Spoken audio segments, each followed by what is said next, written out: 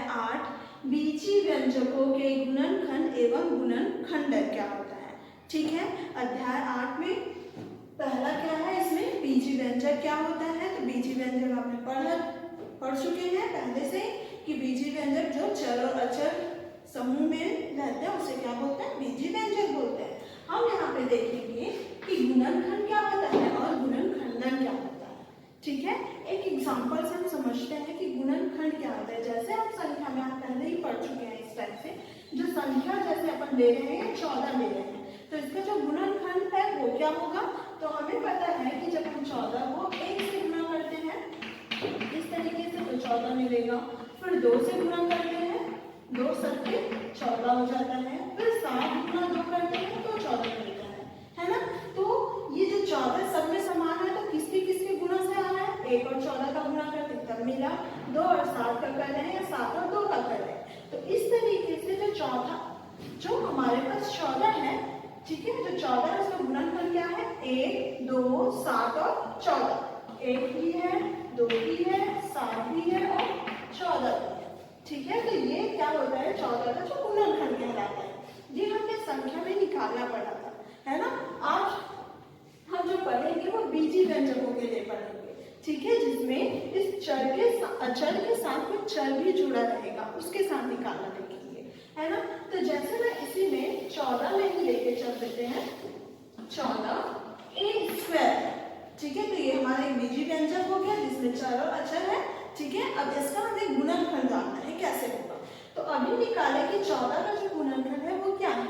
तो जो 14 का गुणनखंड निकाले उसमें मिला था 1 2 7 और स्वयं 14, है ना। ये इसके गुणनखंड है। अब a² का देखना है। ठीक है, 14 जो संख्या था उसका तो निकालना हमने पहले ही पढ़ा हुआ है, तो हमने 14 का निकाल लिया। अब देखिए a² का निकालते हैं तो वो 1 में भी आता है, 1 से गुणा करेंगे तो a² मिलेगा, है ना। 1 गुणा a² करेंगे तो a² मिलेगा, फिर a का गुणा अगर a से करते हैं तो a² मिलेगा, है ना। तो यहाँ पे a आ जाएगा और स्वयं a² का गुणा 1 के साथ होगा तो a² मिल रहा है।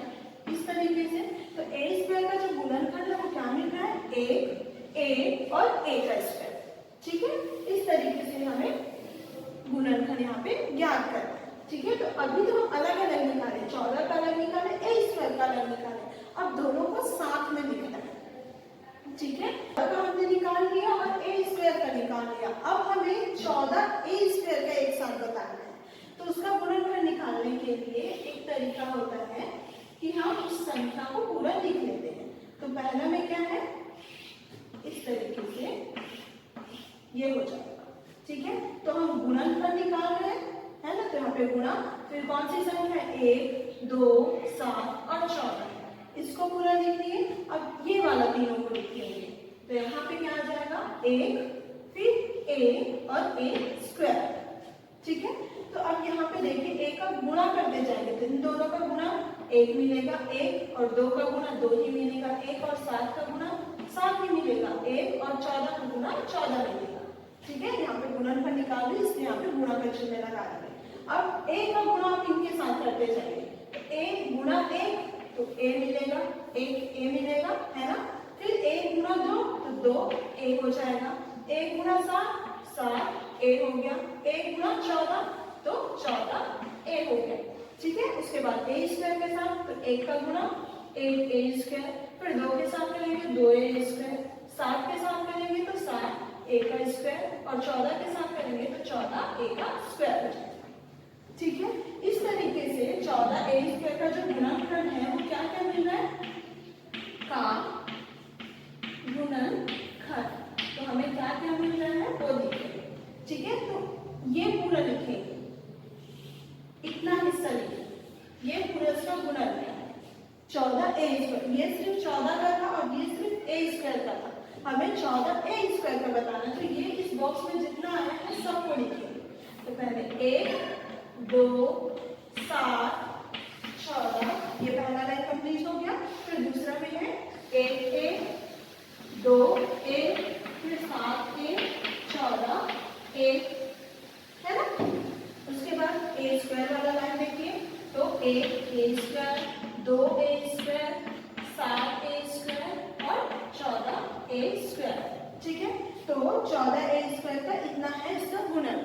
ठीक है, ऐसा करेंगे तो एक भी जो गुणनखंड है वो नहीं छूटेगा। तो इस तरीके से हमारे पास इसके ये गुणनखंड मिलते हैं। ठीक है, इसी को अगर आप इसे नहीं बना रहे हो, इस सारणी को अगर नहीं बनाओगे तो आप इसका एक एक के साथ अगर गुणा करते जाओगे तो भी हमें यही चीज मिलेगा। जैसे कि मैं निकालती हूँ इसका जो गुणनखंड है 14a² का, तो आप नीचे वाले से ऊपर वाले का गुणा करते जाएंगे। ठीक है, जो हमारे पास चर है उसमें से तो एक के गुणा सबके साथ करेंगे। तो एक का जो गुणा करेंगे तो एक मिलेगा 2 7 और ये 14 हो गया। ठीक है, एक का सबके साथ गुणा करके फिर एक का सबके साथ करेंगे तो एक का एक के साथ करेंगे तो एक फिर 2a है ना, 2a फिर 7a फिर 14a, a के साथ सबका हो गया। फिर a² के साथ कर लेंगे तो a का स्क्वायर फिर 2a² 7a² और 14a²। ठीक है, अगर आप ये सारणी नहीं बना रहे हो तो इस तरीके से इसका गुणा कर करके भी आप लिख सकते हो। ठीक है, तो अब हम प्रश्नावली के कुछ क्वेश्चन वो देख लेते हैं। गुणनखंड निकालना समझ में आ गया। अब हम देख लेते हैं महत्तम समापवर्त निकालना। ठीक है, हमारे पास दो जो व्यंजक है वो दिए गए हैं। जैसे अपन के पास है 14a², इसको हमने निकाला था ना, 1 2 7 14, 1a 2a 7a 14a। ठीक है, और क्या था 1a² 2a² 7a² और 14a²। इस तरीके से हमने गुणनखंड निकाला था। अब दूसरी संख्या इसमें हम दे देते हैं, जैसे कि हम 7a देते हैं। ठीक है, जब 7a लेंगे तो पहले हम 7 का देखते हैं, है ना। तो 7 का जो गुणनखंड है वो निकाल लेंगे। 7a का जैसे निकालना है तो पहले हम 7 का निकालेंगे तो वो 1 में आता है और 7 में नहीं आता, और किसी के पारा में तो नहीं आता। तो 1 और 7 में इसका गुणनखंड मिलेगा, और a का क्या क्या मिलेगा, 1 होगा और a होगा, है ना। तो जब हम इसको साथ में लिखेंगे तो क्या क्या मिलेगा, a का गुणा इन दोनों के साथ करोगे तो 1 और 7 मिलेगा, है ना। फिर a का करेंगे तो 8a और 7a मिलेगा, इस तरीके से मिलेगा। ठीक है, तो 14a² का यहाँ पे गुणनखंड लिखिएगा, का गुणनखंड। ठीक है, यहाँ पे भी का गुणनखंड। तो इस तरीके से मिल गया। अब हमें महत्तम समापवर्त बताना है, मतलब कि जो दोनों में होना चाहिए और जो सबसे बड़ा, ठीक है, वो होता है महत्तम समापवर्त। तो दोनों में आपको 1 मिलेगा, दोनों में आपको 7 मिल रहा है, दोनों में 1a मिल रहा है और दोनों में 7a मिल रहा है ना। तो ये जो 4 है वो समान है। तो इसमें महत्तम अर्थात सबसे बड़ा कौन है, सबसे बड़ा उभयनिष्ठ कौन सा है, 7 है ना। दोनों में आ रहा है 7a, तो 14a² और 7a का महत्तम समापवर्त क्या होगा, महत्तम समापवर्त अर्थात क्या होता है, जो सबसे बड़ा उभयनिष्ठ होता है उसे कहते हैं। उभयनिष्ठ जो दोनों में रहता है उसे कहते हैं, और सबसे बड़ा जो रहेगा वही महत्तम समापवर्त होगा। तो इसमें सबसे बड़ा उभयनिष्ठ कौन सा है, 7a जो दोनों में है, तो इसका महत्तम समापवर्त क्या होगा, 7a होगा। ठीक है, ये इसका एक तरीका होता है निकालने का। इसी का दूसरा तरीका अगर हम देखते हैं तो वो कैसे निकालेंगे, तो हमें इन्हीं दो का निकालना है। कौन सा, 14a² और 7a का महत्तम समापवर्त। 14a² और 7a का महत्तम समापवर्त जैसे हमें निकालना है। तो दूसरी विधि क्या है इसके निकालने की, तो पहले दोनों में संख्याओं का महत्तम समापवर्त निकाल लेंगे। 14 व 7 का महत्तम समापवर्त, तो देखिए सबसे बड़ा महत्तम समापवर्त 14 में क्या होगा और 7 में क्या होगा, दोनों में होना चाहिए। तो जो 14 का निकालते हैं उसमें 1 2 7 और 14 आता है। अगर हम 7 का निकालते हैं तो 1 और 7 आता है, तो सबसे बड़ा दोनों में क्या है, 7 है। तो इन दोनों का महत्तम समापवर्त क्या होगा, 7 होगा, है ना। अब क्या निकालना है, a² और a का, तो a² व a का महत्तम समापवर्त क्या होगा, दोनों में क्या चीज है जो है, तो इसमें a² है, इसमें a है, तो सबसे बड़ा दोनों में क्या है, a ही है जो दोनों में है। ठीक है, a² अगर लूंगी तो a² इसमें तो नहीं है, लेकिन a अगर ले रहे तो वो दोनों में है ना। तो यहाँ पे a हो गया। तो 14a² और 7a का महत्तम समापवर्त कितना होगा, 7a। ठीक है, इस तरीके से निकालेंगे। ठीक है, तो दूसरी विधि जो है वो ज्यादा सरल है, तो हम बाकी के जो क्वेश्चन है वो इसी विधि से करेंगे। आपको समझ में आ गया? एक संख्या है, एक बीजीय व्यंजक है, तो उसका गुणनखंड कैसे निकालते हैं। अगर हमें दो बीजीय व्यंजकों का महत्तम समापवर्ध निकालना है तो कैसे निकालना है। ठीक है, इतना अच्छे से समझ में आ गया। तो हम प्रश्नावली 8.1 का जो क्वेश्चन है उसको हल कर लेते हैं। ठीक है, प्रश्नावली 8.1 का जो पहला क्वेश्चन है, निम्न व्यंजकों के सभी गुणनखंडों को लिखिए। ठीक है, उसमें से जो पहला क्वेश्चन है वो ले लेते हैं 5 t का वर्ग, ये हमें दिया गया है, तो इसका हमें क्या निकालना है, गुणनखंड निकालना है। ठीक है, तो अलग अलग का निकाल लेते हैं, पहले हम 5 का निकालते हैं। तो 5 का गुणनखंड क्या होगा, गुणनखंड 5 किसी बार में आएगा, 1 के और 5, और किसी के में आता है क्या, नहीं आता, तो 5 का गुणनखंड होगा 1 और 5 होगा। ठीक है, फिर टी स्क्वायर का देखेंगे, तो टी स्क्वायर का गुणनखंड क्या क्या होगा, तो टी स्क्वायर का गुणनखंड होगा 1, है ना, फिर टी और टी का स्क्वायर, इस तरीके से होगा। टी स्क्वायर का गुणनखंड 1 होगा, 3 होगा, टी स्क्वायर होगा। अब हम दोनों को एक साथ ले आएंगे, 5 टी स्क्वायर का गुणनखंड क्या होगा। ठीक है, तो हमने पढ़ा इससे पहले जो उदाहरण का क्वेश्चन किए थे उसमें देखे थे 1 का पहले इसके साथ, फिर टी का करेंगे, फिर टी स्क्वायर का गुणा, है ना, तो 1 का करेंगे इसके साथ 1 और 5 हो गया, फिर टी के साथ लिखना है तो 1 टी और 5 टी हो गया। ठीक है, अब टी स्क्वायर के साथ करेंगे तो 1 टी स्क्वायर और 5 टी स्क्वायर हो गया। ठीक है, तो ये हमारे पास इसके 6 गुणनखंड है, 1 5 1 टी और 5 टी, 1 टी स्क्वायर और 5 टी का स्क्वायर। ठीक है, एक और क्वेश्चन देख लेते हैं, जैसे 3rd नंबर का क्वेश्चन है 14 l स्क्वायर m है, 14 l स्क्वायर m, तो पहले 14 का निकाल लेते हैं, तो 14 का गुणनखंड क्या क्या होगा, 1 2 7 और 14, यही होगा ना। ठीक है, फिर l स्क्वायर का निकालते हैं, तो l स्क्वायर का गुणनखंड, तो l स्क्वायर का गुणनखंड क्या क्या मिलेगा, 1 l और l स्क्वायर, यही तो यही मिलेंगे तीनों। फिर m का देखें, तो m का जो गुणनखंड होगा वो क्या क्या मिलेगा, 1 और m। ठीक है, तो ये तो हमने अलग अलग पहले 14 का गुणनखंड, फिर l स्क्वायर और m का निकाले। अब हमें तीनों को एक साथ निकालना है, 14 l स्क्वायर m का गुणनखंड। ठीक है, तो इसको जब साथ में निकालेंगे तो क्या मिलेगा, तो अब देखिए यहाँ पे इसको पहले लिख लेते हैं, पहले इसका करते हैं, तो क्या हो जाएगा, 1 का गुणा करेंगे तो 1, फिर 2 7 और 14, ये पूरा लाइन मिलेगा। फिर l के साथ इन सबका गुणा करेंगे, 2l 7l और 14l, ये l के साथ हो गया, l स्क्वायर के साथ करेंगे। ठीक है, तो l स्क्वायर के साथ करेंगे तो 1 l square, 2 l square, 7 l square, फिर 14 l का स्क्वायर हो गया। ठीक है, ये l स्क्वायर के साथ भी कंप्लीट हो गया। अब इसमें m के साथ करते हैं, 1 के साथ इसका हो चुका है तो 1 के साथ नहीं करेंगे, m के साथ करेंगे, तो कितना होगा, 1 m, फिर 2 m, 7 m और 14 m, ये हो गया। ठीक है, अब हम l और m दोनों को एक साथ करेंगे। ठीक है, तो ln के साथ करेंगे तो 1 ln, 2 ln, 7 ln, फिर 14 ln, इतना हो गया इसके साथ। ठीक है, इन दोनों को लेके किए, अब इन दोनों को लेके चलेंगे l स्क्वायर m के साथ, तो क्या होगा, 1 l square m, 2 l square m, फिर 7 l स्क्वायर m, फिर 14 l स्क्वायर m, ये हो। ठीक है, सबसे बड़ा मिल गया हमें 14 l स्क्वायर m। तो इस तरीके से मैंने ये दो गुणनखंड निकालना बताया है, बाकी के और दो हैं उसको आप इसी तरीके से करेंगे। पहले संख्या का निकाल लेंगे, जो संख्या दिया रहेगा, उसके बाद जो चर दिया है उसका, फिर इस तरीके से उसके साथ गुणा कर करके निकालेंगे।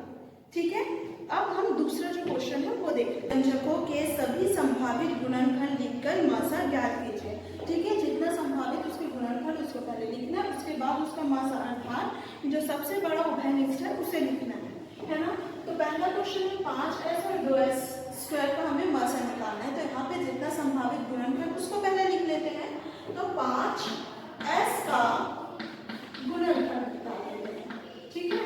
तो इसका जो गुणनखंड है वो क्या क्या मिलेगा वो देख लेते हैं। तो 5 का जो मिलेगा क्या मिलेगा, 1 और 5 मिलेगा, है ना। फिर s का अगर निकालते हैं तो 1 और s मिलता है, ठीक है। 5 का हम निकालेंगे तो 1 और 5 मिलेगा, और s का निकालते हैं तो 1 और s मिलता है ना। तो 1 के साथ दोनों को लिखेंगे तो 1 और 5 हो गया। फिर s को इसको जोड़ना है तो क्या होगा, 1s और 5s हो जाएगा। इसी तरीके से मिलेगा, ठीक है। फिर 2s स्क्वायर का गुणनखंड निकाल देते हैं। तो इसका जो गुणनखंड है 2 का पहले देखते हैं तो 1 और 2 होगी, ठीक होगा।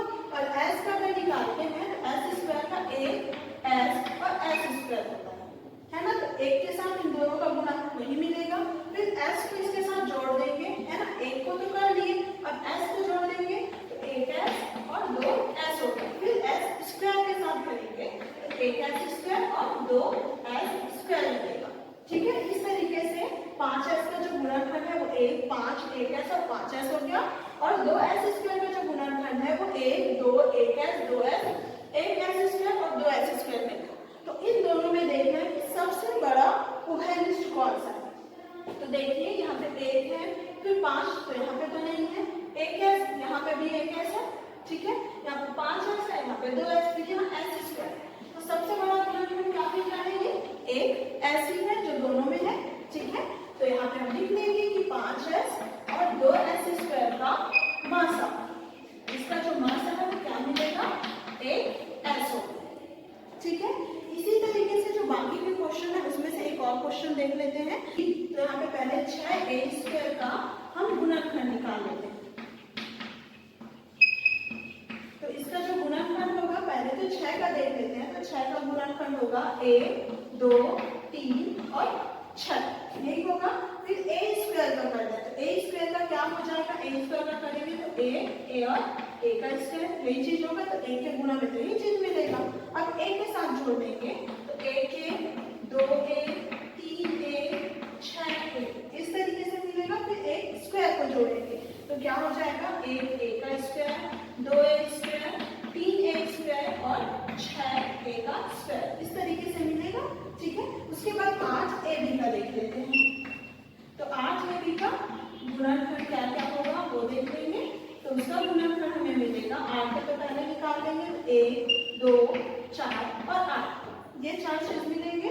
उसके बाद 1 और निकालेंगे तो 1 a का कर लेंगे 1 और a मिलेगा, और b का कर करेंगे तो 1 और b मिलेगा। 1 के साथ इन दोनों का तो हो गया, ठीक है। अब a के साथ अगर करेंगे तो ये क्या हो जाएगा, 1a 2a 4a और 8a, ये a वाला भी कंप्लीट हो गया। अब b के लिए करेंगे तो 1b 2b 4b और 8b हो गया, ठीक है। अलग अलग इन दोनों का हो गया। अब दोनों को साथ में करेंगे, अर्थात ab करेंगे, ठीक है। तो ये क्या हो जाएगा, 1ab 2ab 4ab और 8ab कंप्लीट हो गया ना। अब हमें इसका मासा निकालना है, सबसे बड़ा गुणनखंड क्या है वो चीज देखें। तो देखिए इसमें सबसे बड़ा गुणनखंड क्या मिल रहा है आपको, यहाँ पे भी है, यहाँ पे भी है, 2a दोनों में है। उसके बाद 3 है, यहाँ पे 4 है, 6 है, यहाँ पे 8 है। नहीं है सिर्फ a स्क्वायर वाला इसमें है, लेकिन इसमें तो नहीं है। तो सबसे बड़ा क्या मिल रहा है, 2a, यही है सबसे बड़ा, ठीक है। तो यहाँ पे हम लिख देंगे कि 6a स्क्वायर और 8ab का मासा।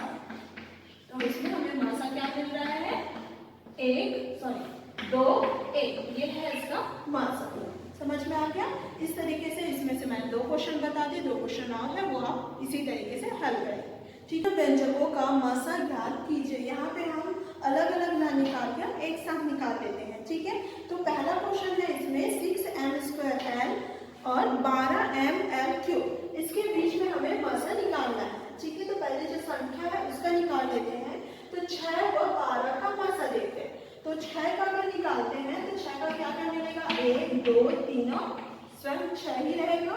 अगर हम 12 का अलग से निकालते हैं तो क्या क्या रहता है उसमें, 1 2 3 4 6 और 12, ये चीज मिलेगा ना। तो फिर दोनों में उभय निष्ठ क्या हो रहा है 6, है ना। मतलब हम ये भी बोल सकते हैं कि जो दोनों के पहाड़ा में ऐड। तो देखिए 6 और 12 किसमें आता है 6 में आता है, ठीक है। तो दोनों का मासा हो गया 6। उसके बाद m स्क्वायर है और यहाँ पे m है, तो m स्क्वायर m का मासा, ठीक है। तो यहाँ पे m स्क्वायर है, यहाँ पे m है, तो सबसे जो दोनों में उपस्थित है वो बड़ा संख्या कौन सा है m है। यहाँ पे m स्क्वायर है लेकिन यहाँ तो नहीं है ना, तो दोनों में क्या है m है, ठीक है। तो उसका मासा हो गया। उसके बाद l व l क्यूब है, तो इन दोनों का मासा बताना है, ठीक है। तो यहाँ पे l है, यहाँ पे l क्यूब है, तो दोनों में तो l है ना, तो यहाँ पे मासा हो जाएगा l, ठीक है। अब इनका एक साथ निकालेंगे, तो 6m स्क्वायर l और कितना है 12m l क्यूब का मासा तो मासा में क्या हो जाएगा 6ml, तो ये इसका मासा निकल गया, ठीक है। उसी तरीके से एक और क्वेश्चन देख लेते हैं यहाँ पे और है 10x स्क्वायर y का, ठीक है। इसका हमें मासा निकालना है, तो हम कैसे निकालेंगे। दोनों में देखिए यहाँ पे संख्या 10 है, यहाँ पे कुछ नहीं है, तो 1 तो है ना, तो 1 व 10 का मासा देखेंगे, तो दोनों में क्या चीज है जो है एक ही है जो दोनों में है, ठीक है। फिर x का मासा देखते हैं, यहाँ पे x है, यहाँ पे x स्क्वायर है ना, तो x व x स्क्वायर का मासा, तो यहाँ पे क्या मिलेगा जो दोनों में है, तो यहाँ x है x स्क्वायर, तो x तो दोनों में है ना, ठीक है। उसके बाद y का देखते हैं, y व और यहाँ पे भी है y का मासा, यहाँ पे दोनों में y है, यहाँ पे y आ जाएगा, ठीक है। यहाँ पे z है और यहाँ पे कुछ नहीं है, तो हम 1 लिखेंगे यहाँ पे, तो z व 1 का मासा, तो मासा क्या मिलेगा हमें 1 ही मिलेगा, जो दोनों में, इसमें z है इसमें तो नहीं है, तो 1 तो दोनों में है, ठीक है। तो अब एक साथ निकालेंगे, तो x y z व 10x स्क्वायर y का मासा, तो इसका मासा में हमें क्या मिल रहा है वो देख लीजिए। तो इसका मासा में है 8x y और 1, मतलब 8xy, ठीक है। तो इसका मासा कितना आ गया 8xy। और क्वेश्चन है क्यूब y और 21 के बीच में हमें निकालना है, ठीक है। तो इसमें संख्या क्या है 14 और इसमें है 21, तो 14 व 21 का मासा, तो सबसे बड़ी संख्या दोनों में क्या होगी 7 ही होगी ना, 7 14 और 7 है 21, दोनों में आ रहा है, तो यहाँ पे इसका मासा होगा 7।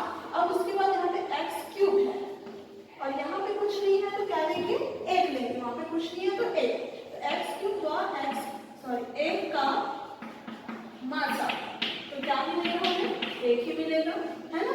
वैसे y व यहाँ पे कुछ नहीं है तो 1 लिखेंगे का मासा, क्या मिलेगा 1 मिलेगा।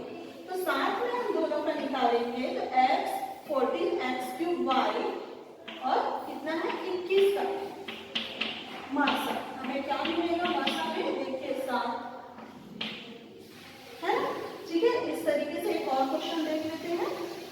तो जैसे क्वेश्चन है 5वां नंबर का है 22 p square q square r और दिया है 33 p q square r square का निकालना है, ठीक है। तो पहले संख्या यहाँ पे 22 और यहाँ पे 33, उसका निकाल लेंगे, तो 22 व 33 का मासा, तो देखिए दोनों किसके पहाड़ा में आता है 11 में, 11 में 22 11 दिए 33 और 11 से बड़ा किसी में आएगा क्या नहीं आएगा, तो 11 हो जाएगा इसका मासा।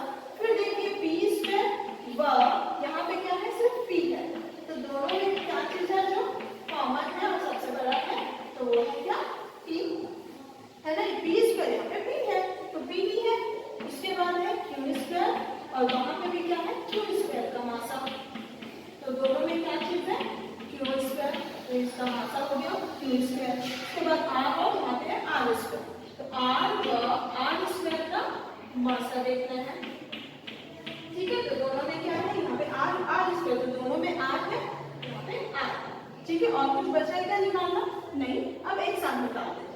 तो 22 p square q square r व 33